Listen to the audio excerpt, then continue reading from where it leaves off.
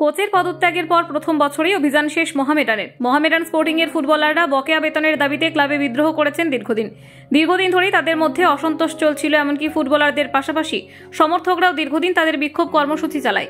এমন পরিস্থিতিতে গত 29শে জানুয়ারি বুধবার কলকাতা ময়দানে তৃতীয় প্রধানের প্রাক্তন কোচ আন্দ্রে চেরনিসভ প্রায় 3 মাসের বেতন না পাওয়ায় পদত্যাগ করেন। অনেকের অ্যাপার্টমেন্ট ভাড়া দেওয়া বাকি।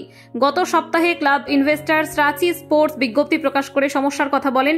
মোহামেডান কোচ আন্দ্রে চেরনিসভ তার পদত্যাগ সম্পর্কে, আমি ইস্তফা দিতে বাধ্য হচ্ছি। পেশাদার হিসেবে 3 মাস ধরে বেতন না পেয়ে কাজ চালিয়ে যাওয়া অসম্ভব। তবে ক্লাবের ইনভেস্টর বাংকার হিল এখনও তার ইস্তফা আনুষ্ঠানিকভাবে গ্রহণ করেননি এবং এই সমস্যা সমাধানে আলোচনা চালিয়ে যেতে চায়।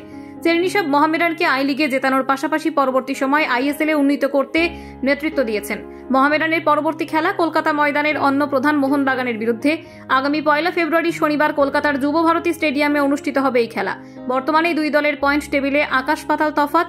মোহনবাগান 18 ম্যাচে খেলে 40 পয়েন্ট নিয়ে লিগ টেবিলে শীর্ষে এবং মোহামেডান 17 ম্যাচ খেলে 11 পয়েন্ট নিয়ে লিগ টেবিলের একদম নিচে। এমতাবস্থায় ব্ল্যাক প্যান্থার্সরা এখন কার্যত অভিভাবকহীন। এখনো ইস্ট বেঙ্গলের সাথে খেলা বাকি। এই কঠিন সংকট মোহামেডানরা কি করে কাটিয়ে উঠবে, প্রশ্ন সেদিকেই। কলকাতা 24/7.in।